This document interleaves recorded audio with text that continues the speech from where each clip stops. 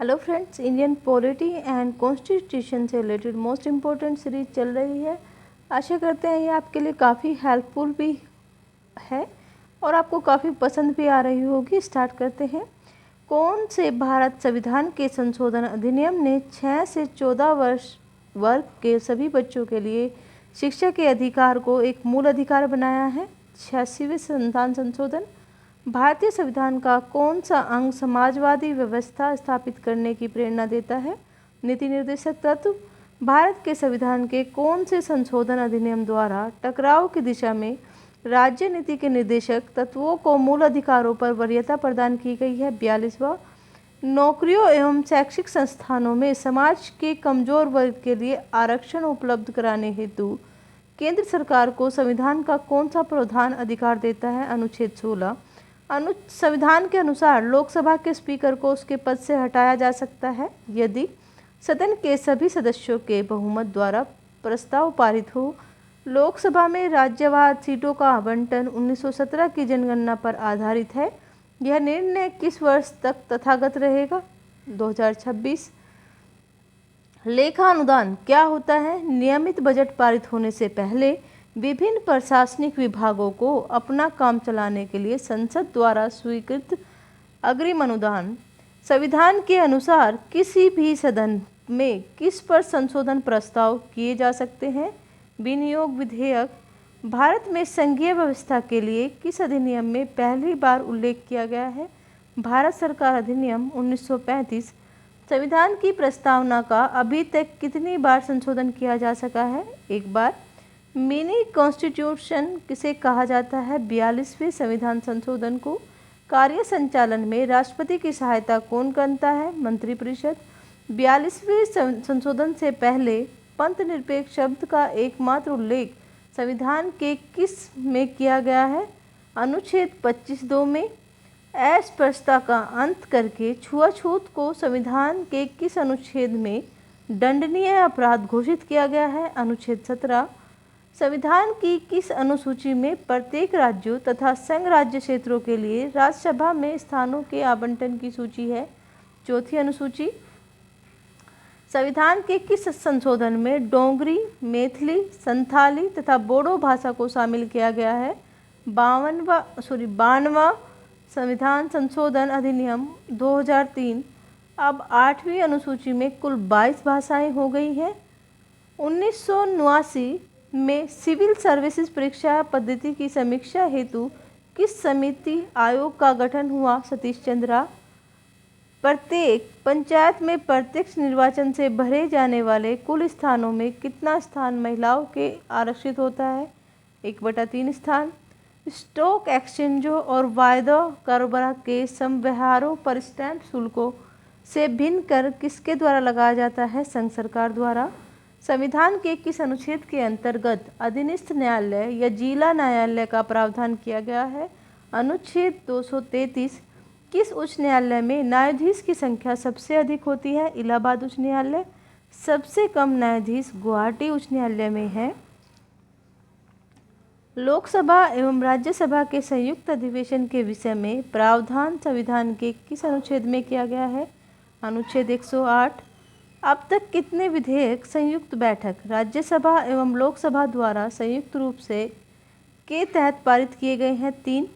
दहेज निषेध विधेयक 1961, बैंककारी सेवा आयोग निरसन विधेयक 1978 तथा आतंकवादी विरोधी विधेयक 2002 पोटा को संयुक्त बैठक में पारित किया गया है। समानता का अधिकार भारतीय संविधान के किन 5 अनुच्छेदों में दिया गया है? अनुच्छेद 14 से अनुच्छेद 18, 14, 15, 16, 17, 18। लोकसभा का कार्यकाल किस परिस्थिति में एक बार में कितने समय के लिए बढ़ाया जा सकता है? आपातकाल की घोषणा के दौरान एक बार में 1 वर्ष के लिए। राज्य के नीति निर्देशक सिद्धांतों में किस अनुच्छेद का संबंध अंतर्राष्ट्रीय शांति एवं सुरक्षा के संवर्धन से है? अनुच्छेद 51। किस एक अधिकार को डॉक्टर भीमराव अंबेडकर ने संविधान की आत्मा कहा है? संवैधानिक उपचारों के अधिकार को। कौन सा प्राधिकरण भारत की संकेती निधि में राज्य को राजस्व का सहायता अनुदान देने वाले सिद्धांतों की अनुशंसा करता है? वित्त आयोग। भारत की पंचवर्षीय योजना अंतिम रूप से अनुमोदित की जाती है राष्ट्रीय विकास परिषद द्वारा। संविधान के किस अनुच्छेद में यह व्यवस्था की गई है कि प्रत्येक राज्य शिक्षा के प्राथमिक स्तर पर मातृभाषा में शिक्षा की पर्याप्त सुविधाओं की व्यवस्था करने का प्रयास करेगा? अनुच्छेद 350 क में भारत का उच्चतम न्यायालय कानून तथा तथ्य के मामले में राष्ट्र को कब परामर्श देता है? जब राष्ट्रपति ऐसे परामर्श के लिए कहता है। अंडमान व निकोबार द्वीप किस उच्च न्यायालय के क्षेत्र के अधिकार में है? कलकत्ता उच्च न्यायालय के। संविधान का कौन सा भाग कल्याणकारी राज्य की अवधारणा को सविस्तार से बताता है? नीति निर्देशक सिद्धांत। भारत के संविधान में कहा गया है भारत की संसद के 3 अंग होते हैं, इनमें से एक लोकसभा, दूसरा राज्यसभा, तीसरा राष्ट्रपति। भारत की संप्रभुता, एकता तथा अखंडता को सैकड़ों बनाए रखने तथा उसकी रक्षा करने के लिए प्रावधान किया गया है। संविधान की प्रस्तावना में किस अवधि में लाल बहादुर शास्त्री भारत के प्रधानमंत्री रहे? 1964 से 1966। संविधान सभा की गठन की मांग सर्वप्रथम 1895 में किसके द्वारा प्रस्तुत की गई? लोकमान्य बाल गंगाधर तिलक। पंचायती राज व्यवस्था किस संशोधन द्वारा संवैधानिक दर्जा प्रदान किया गया? 73वां संविधान संशोधन। पर्यावरण एवं वन मंत्रालय द्वारा किसी भी उत्पादन जो पर्यावरण को हानि नहीं पहुंचाता प्रदान किया जाता है इको मार्क। संसद ने भारत रत्न आदि सम्मान प्रदान करने की प्रथा समाप्त करने के लिए कब अधिनियम पारित किया? कब चालू किया?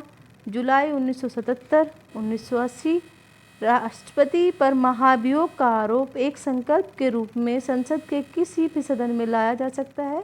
बताइए है कम से कम कितने दिन लिखित सूचना के बाद प्रस्तुत किया जाना चाहिए? 14 दिन।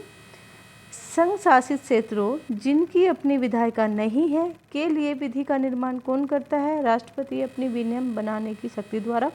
अनुच्छेद 240 भारतीय संविधान के किस अनुच्छेद के तहत राज्य को पर्यावरण, वन तथा वन्य जीवों की सुरक्षा का अधिकार मिला? अनुच्छेद 48A के अंतर्गत।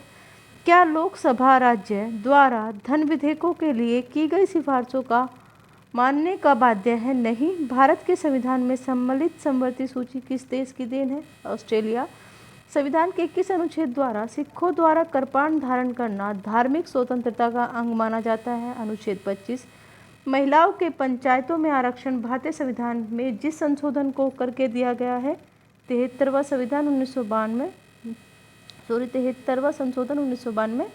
भारत में न्यायिक पुनरीक्षण जुडिशियल रिव्यू की शक्ति को प्रयोग किसके द्वारा किया जाता है? केवल सर्वोच्च न्यायालय द्वारा। उच्च न्यायालय के क्षेत्राधिकार में संकुचन या विस्तार करने का अधिकार किसके पास है? संसद। केंद्र सूची, राज्य सूची, समवर्ती सूची का विवरण संविधान में कहाँ है? 7वीं अनुसूची। संविधान में हमारे राष्ट्र का उल्लेख किन नामों से किया जाता है? भारत तथा इंडिया। राज्य सरकार को कानूनी मामलों में सलाह देने के लिए कौन अधिकृत करता है? महाधिवक्ता। डॉक्टर भीमराव अंबेडकर सन 1947 से 1951 तक किस विभाग के केंद्रीय मंत्री रहे? कानून। आशा करते हैं यह सीरीज आपको काफ़ी पसंद आ रही होगी। लाइक कीजिए, शेयर कीजिए, सब्सक्राइब कीजिए और कमेंट कीजिए ताकि हमें मोटिवेशन मिलता रहे और हम इसी प्रकार वीडियो आपके सामने लेकर आते रहें। Thank you.